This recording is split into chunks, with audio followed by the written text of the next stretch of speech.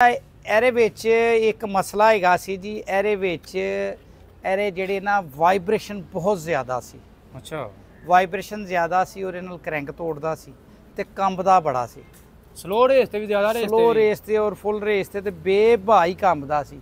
ਉਹ ਫਿਰ ਅਸੀਂ ਇਹਦਾ ਚੈੱਕ ਕੀਤਾ, ਇੱਕ ਤੇ ਇਹਦੀ ਕਰੰਕ ਜਾਵੇ ਉਹ ਕੰਬ ਕੇ ਨਾ ਇਹਦੀ ਕਰੰਕ ਵੀ ਟੁੱਟ ਗਈ ਤੇ ਉਹ ਫਿਰ ਕਰੰਕਰ 'ਚ ਨਵੀਂ ਪਾਈ ਹੈ। ਇੱਕ ਇਹਦਾ ਫਰਾਈ ਵੀਲ ਜਿਹੜਾ ਹੈਗਾ ਸੀ, ਉਸ ਫਰਾਈ ਵੀਲ 'ਚ ਜਿੰਨੇ ਹੁਣ ਤੱਕ ਅਸੀਂ ਕੱਢੇ ਹੈ ਨਾ, ਇਹਦੇ ਫਰਾਈ ਵੀਲ 'ਚ 330 ਗ੍ਰਾਮ ਦਾ ਫਰਕ ਸੀ ਵੇਟ ਦਾ। ਅਨਬੈਲੈਂਸ 330 ਗ੍ਰਾਮ ਅਨਬੈਲੈਂਸ ਸੀ ਫਰਾਈ ਵੀਲ। ਉਹ ਫਰਾਈ ਵੀਲ ਦਾ ਵੇਟ ਬੈਲੈਂਸ ਕੀਤਾ। ਹੁਣ ਇਹਦੀ ਪ੍ਰੈਸ਼ਰ ਪਲੇਟ ਦਾ ਵੀ ਵੇਟ ਬੈਲੈਂਸ ਕਰਨਾ। ਅੱਛਾ, ਮਤਲਬ ਵੱਡਾ ਦਰਵਾਜ਼ਾ ਖੋਲ ਦੋ। ਓਵਰਆਲ ਇੰਜਨ ਤੁਸੀਂ ਕਰ ਰਹੇ ਹੋ? ਓਵਰਹਾਲ ਕਰ ਰਹੇ ਆ। ਪਿਸਟਨ ਇਹਦੇ 102 ਦੇ ਪਾਏ ਆ। ਉਹ ਕਾਲਰ ਵਾਲੀ ਸਲੀਵਾ ਲਾਈ ਹੈ ਤੇ ਬਾਕੀ ਇੰਜਨ ਉਹ flywheel pressure plate balance ਕਰਨ ਦਾ ਹੈ। ਅੱਛਾ ਨਦੀਪ ਸਾਹਿਬ, ਇਹਦੇ ਮੁਕਾਬਲੇ ਜਿਹੜਾ 240 ਉਹਦੇ ਵਿੱਚ ਕਿਹੜੇ ਪੈਂਦੇ ਨੇ? 102 ਦੇ 135 240 ਚ ਤੇ ਉਹਦੇ ਆਪਣੇ ਹੀ ਪਾਈ ਦੇ। ਉਹ ਕਿੰਨੇ, ਉਹਦਾ ਕੀ ਸਾਈਜ਼ ਹੁੰਦਾ? ਉਹਦਾ 240 ਦਾ ਹੁੰਦਾ 91.47। ਅੱਛਾ, ਉਹ 91 ਆ, 102 ਇਹਦੇ ਚ ਪੈ ਰਿਹਾ। ਐਰ ਚ 100 ਜੈਨੂਅਨ ਹੁੰਦਾ, ਹੁਣ 102 ਪਾ ਰਿਹਾ। ਅੱਛਾ, ਉਹਦਾ ਕੀ ਵਜ੍ਹਾ 102 ਕੇ ਪਾ ਰਹੇ? ਇਹ 'ਚ 102 ਪੈ ਸਕਦਾ ਨਾ, ਪਿਸਟਨ ਅਵੇਲੇਬਲ ਹੈਗਾ। ਉਹਦੇ 'ਚ ਗੁੰਜਾਇਸ਼ ਹੀ ਨਹੀਂ ਹੈਗੀ ਇਸ ਤੋਂ ਵੱਡਾ ਪਿਸਟਨ ਪੈਣ ਦੀ। ਬਸ ਤੁਸੀਂ ਸਮਝਦੇ ਹੋ ਫਿਰ ਇਹਦਾ ਇੰਜਨ ਭਾਰਾ ਹੈ ਉਹਦੇ ਨਾਲ? ਇਹਦਾ ਇੰਜਨ ਦਾ ਪਿਸਟਨ ਦਾ ਡਾਇਆ ਭਾਰਾ ਹੈ, ਇਹਦਾ ਸਟੋਕ ਛੋਟਾ ਹੈ। ਉਹਦਾ ਪਿਸਟਨ ਦਾ ਡਾਇਆ ਛੋਟਾ, ਸਟੋਕ ਲੰਬਾ। ਸਟੋਕ ਲੰਮਾ। ਐਸੇ ਵਜ੍ਹਾ ਕਰਕੇ ਲੋਡ ਦੇ ਉੱਤੇ ਆ ਜਿਹੜੀ ਹੈ ਨਾ ਖਿਚਾਈ ਜ਼ਿਆਦਾ ਕਰਦਾ।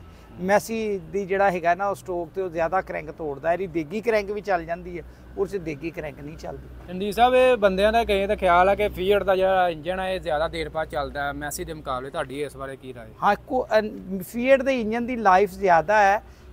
ਅਗਰ ਉਹ ਜਦੋਂ ਪਹਿਲੇ ਜਿਹੜਾ ਸਮਾਨ ਮਿਆਰੀ ਹੁੰਦਾ ਸੀ ਨਾ ਤੇ 10-10 15-15 ਸਾਲ ਫੀਅਟ ਚੱਲਦੇ ਸੀ। ਮੈਸੀ 7-8 ਸਾਲ ਤੋਂ ਵੱਧ ਨਹੀਂ ਸੀ ਚੱਲਦਾ। ਨਹੀਂ ਚੱਲਦਾ। ਲੇਕਿਨ ਹੁਣ ਤੇ ਸਮਾਨਾਂ ਦਾ ਮਿਆਰ ਹੀ ਖਤਮ ਹੋ ਗਿਆ, ਚੀਜ਼ਾਂ ਦਾ ਮਿਆਰ ਹੀ ਖਤਮ ਹੋ ਗਿਆ। ਨਾ ਇਟਲੀ ਦਾ ਸਮਾਨ ਲੱਭਦਾ, ਨਾ ਇੰਗਲੈਂਡ ਦਾ ਲੱਭਦਾ। ਹੁਣ ਤੇ ਲੱਭਦਾ ਸਮਾਨ ਚਾਈਨਾ, ਇੰਡੀਆ ਦੇ ਲੋਕਲ। ਬਾਕੀ ਜ਼ਿਮੀਂਦਾਰ ਵੀ ਹੋ ਜਾਣੇ ਨਾ ਹੁਣ ਲੱਭਦੇ। ਜ਼ਿਮੀਂਦਾਰ ਵੀ ਬੜੀ ਕੇਅਰ ਕਰਦੇ ਸੀ। ਵੀਡੀਓ ਬਣਾਈ ਇੱਥੇ ਆਇਆ 385, ਉਹ ਮੇਰੇ ਖਿਆਲ 16 ਕਿ 17 ਮਾਡਲ ਸੀ।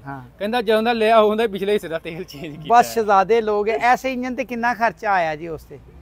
ਉਹ ਜਿਹੜਾ ਇੰਜਨ ਇੱਕ ਹੋਰ 385 ਇਹਦਾ ਇੰਜਨ ਕੀਤਾ ਹੈ। ਹਾਂ, ਇਹਦਾ ਆਇਆ 2,14,000 ਨਾਲ ਡੈਸ਼ਬੋਰਡ ਵੀ ਪਿਆ। ਡੈਸ਼ਬੋਰਡ ਵੀ ਪਾਇਆ, ਮੀਟਰ ਡੈਸ਼ਬੋਰਡ ਪਾਏ ਆ, ਮੀਟਰ ਪਾਏ ਆ ਤੇ ਇੰਜਨ ਓਵਰਹਾਲ ਕੀਤਾ ਇਹਦਾ।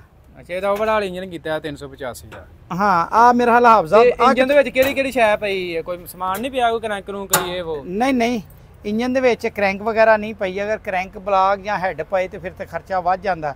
ਇਹਦੇ 'ਚ ਪਿਸਟਨ ਪਏ ਆ, ਸਲੀਵਾ ਪਈ ਆ, ਰਿੰਗ ਪਏ ਆ, ਮੇਨ ਬਿਗਨ ਪਏ ਆ, ਬੁਸ਼ ਪਏ ਆ ਤੇ ਹੋਰ ਇੰਜਨ ਆਇਲ ਹੈ ਤੇ ਬਾਕੀ ਉਸ ਤੋਂ ਬਾਅਦ ਮਜ਼ਦੂਰੀ ਹੈ, ਖਰਾਦੀਏ ਦਾ ਬਿੱਲ ਹੈ, ਮੋਬਿਲ ਮਿੱਟੀ ਦਾ ਤੇਲ, ਸਾਰਾ ਕੁਝ ਪਾ ਕੇ 2,14,000। ਯਾਰ ਤਿੰਨ ਡੈਸ਼ਬੋਰਡ ਵੀ ਨਵਾਂ ਪਾਇਆ।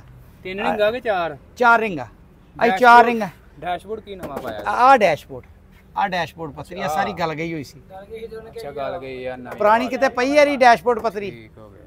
ਲਿਆ ਜ਼ਰਾ ਹੈਗੀ ਤੇ ਲਿਆ। ਉਹ ਲਿਆਓ ਜੀ, ਉਹ ਵੀ ਦਿਖਾਲਦੀ ਆ। ਮੈਂ ਕਿ ਉਹ ਹੀ ਦੱਸਣ ਡਿਆ ਨਵੀਂ ਨਾ ਇਹ ਨਾਲ ਪਾਇਆ। ਅੱਛਾ ਜੀ, ਇਹਦੇ ਚ 2,40,000 ਰੁਪਏ ਲੱਗ ਗਿਆ। 2,14,000। 2,14,000 ਰਿੰਗ 3 ਕਿ 4 ਕੀਤਾ ਜੀ? 4 ਰਿੰਗਾਂ। ਤੇ ਤੁਸੀਂ 4 ਚ ਹੀ ਤਿਆਰ ਕਰਦੇ ਸਾਰੇ? ਤਿਆਰ 'ਚ 4 'ਚ ਤਿਆਰ ਕਰ, ਕਿਉਂਕਿ ਕੰਪਨੀ 3 ਚ ਦੇ ਰਹੀ ਨਾ। ਹਾਂ, ਕੰਪਨੀ 3 'ਚ ਦਿੰਦੀ ਹੈ ਲੇਕਿਨ ਉਹ ਜ਼ਰਾ ਜਲਦੀ ਬਲੋ ਮਾਰਨ ਲੱਗ ਪੈਂਦਾ ਤੇ ਜ਼ਰਾ ਹਲਕਾ ਫੁਲਕਾ ਵੀ ਘਟਾ ਆ ਜਾਏ ਤੇ ਰਿੰਗ ਦੀ ਝਰੀ ਢਿੱਲੀ ਹੋ ਜਾਂਦੀ ਆ, ਕੁਝ ਦਿਨ ਖੜ ਜਾਂਦਾ। ਅੱਛਾ। ਇਹਦੇ ਵਿੱਚ ਪਿਸਟਨ ਜਿਹੜੇ ਅਸੀਂ ਉਹ ਐਲਫਨ ਪਾਉਂਦੇ ਆ, ਸਟੀਲ ਦੀ ਝਰੀ ਵਾਲੇ, ਅਲਮੂਨੀਅਮ ਵਾਲੇ ਨਹੀਂ ਪਾਉਂਦੇ, ਕਾਲੇ ਪਿਸਟਨ ਪਾਈਦੇ। ਉਹ ਇਸ ਵਜ੍ਹਾ ਕਰਕੇ ਉਹ ਪਿਸਟਨ ਵੀ ਥੋੜੇ ਜਿਹੇ ਮਹਿੰਗੇ ਹੁੰਦੇ ਆ। ਇਹਦੇ ਵਿੱਚ ਜਿਹੜੇ ਵਾਲ ਪਾਈਦੇ ਆ, ਹੈਡ ਦੇ ਵਾਲ, ਉਹ ਵੀ ਕ੍ਰੋਮ ਪਾਈਦੇ ਆ ਤੇ ਨਾਲੇ SS ਦੇ ਪਾਈਦੇ ਆ। ਸਟੇਨਲੈਸ ਸਟੀਲ ਦੇ ਸਿਰ ਹੁੰਦੇ ਆ। ਕੰਪਨੀਆਂ ਜਿਹੜੀਆਂ ਉਹ ਐਗਜ਼ਾਸਟ ਵਾਲ ਸਟੇਨਲੈਸ ਸਟੀਲ ਦਾ ਪਾਉਂਦੀ ਹੈ, ਅਸੀਂ ਇਹਦੇ ਵਿੱਚ ਦੋਨੋਂ ਵਾਲ ਸਟੇਨਲੈਸ ਸਟੀਲ ਦੇ ਪਾਉਂਦੇ ਆ। ਅੱਛਾ ਜੀ। ਉਹ ਕੋ ਮਾਰਕੀਟ ਨਾਲੋਂ ਕੋਈ 400 ਰੁਪਇਆ 500 ਰੁਪਇਆ ਮਹਿੰਗੇ ਹੁੰਦੇ ਆ ਲੇਕਿਨ ਉਹਦੀ ਲਾਈਫ ਜ਼ਿਆਦਾ ਹੁੰਦੀ ਹੈ।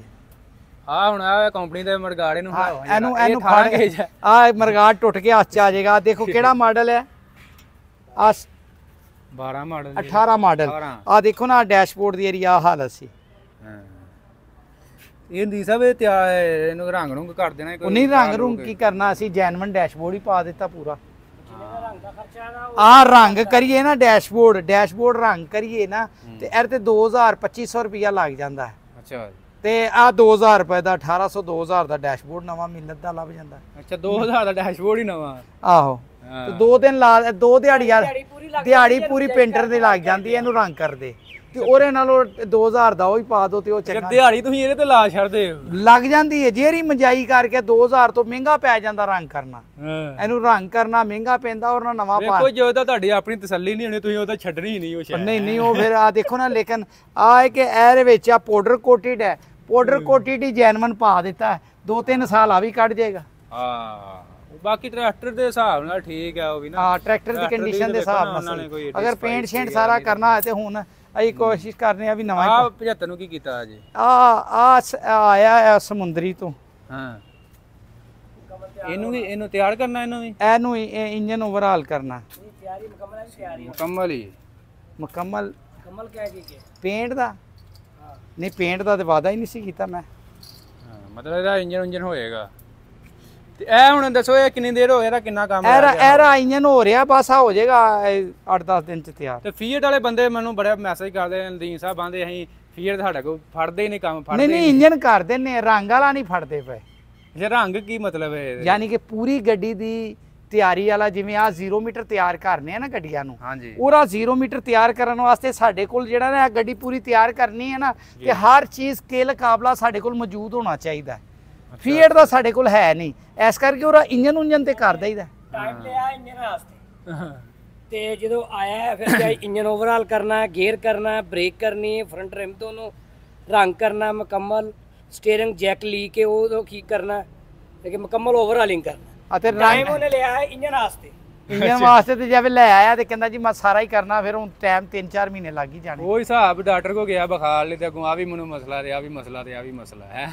ਕੀ ਕਰ ਸਕਨੇ ਹੁਣ ਐਸੇ ਕਰਕੇ ਅਸੀਂ ਹੁਣ ਫੜਦੇ ਨਹੀਂ। ਅੱਛਾ ਹੁਣ ਮੈਨੂੰ ਲੱਗਦਾ ਗੁਰਾਂ ਦਾਦੀ ਪਾਓਗੇ ਫਿਰ ਤੁਸੀਂ ਜੀ ਇਹੋ ਹੀ ਕਰਨਾ ਪੈਣਾ ਲੱਗਦਾ।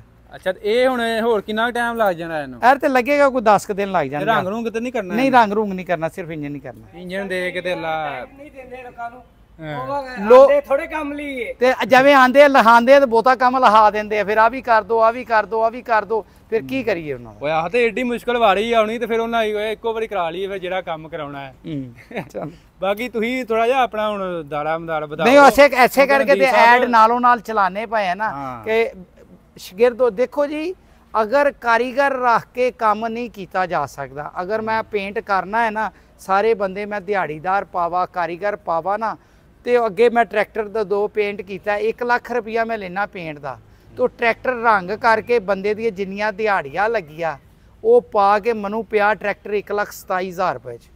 ਅੱਛਾ ਆ ਪੀਲਾ ਆ ਟਰੈਕਟਰ ਦਾ ਮੈਂ ਰੰਗ ਦਾ ਲਿਆ ਲੱਖ ਰੁਪਇਆ। ਅੱਛਾ ਬੰਦੇ ਦਿਹਾੜੀਦਾਰ ਲਾਏ ਕਾਰੀਗਰ ਲਾਏ ਰੰਗ ਵਾਲੇ ਉਹਨਾਂ ਨੇ ਸਾਰਾ ਕੰਮ ਹੀ ਕਾਰੀਗਰਾਂ ਕੋ ਵਿੱਚ ਆਪਣੇ ਸ਼ਾਗਿਰਦ ਨਹੀਂ ਸੀ ਤੇ ਉਹ ਜਨਾਬ 1,27,000 ਰੁਪਇਆ ਰੰਗ ਚ ਇਸ ਟਰੈਕਟਰ ਚ ਘਾਟਾ ਪਿਆ ਸਾਨੂੰ। ਲੇਕਿਨ ਕੁਆਲਿਟੀ ਚ ਕੰਪਰੋਮਾਈਜ਼ ਨਹੀਂ ਕੀਤਾ ਪੱਲਿਓ ਪੈ ਜੇ ਭਾਵੇਂ 27,000 ਲੇਕਿਨ ਕੁਆਲਿਟੀ ਚ ਕੰਪਰੋਮਾਈਜ਼ ਨਹੀਂ। ਬਾਕੀ ਨਹੀਂ ਸਾਹਿਬ ਆਪਣਾ ਮਜ਼ੀਦ ਐਡਰੈਸ ਰਾਬਤਾ ਨੰਬਰ ਸ਼ੇਅਰ ਕਰੋ। ਰਾਬਤਾ ਨੰਬਰ ਜੀ 0321 94 72 206।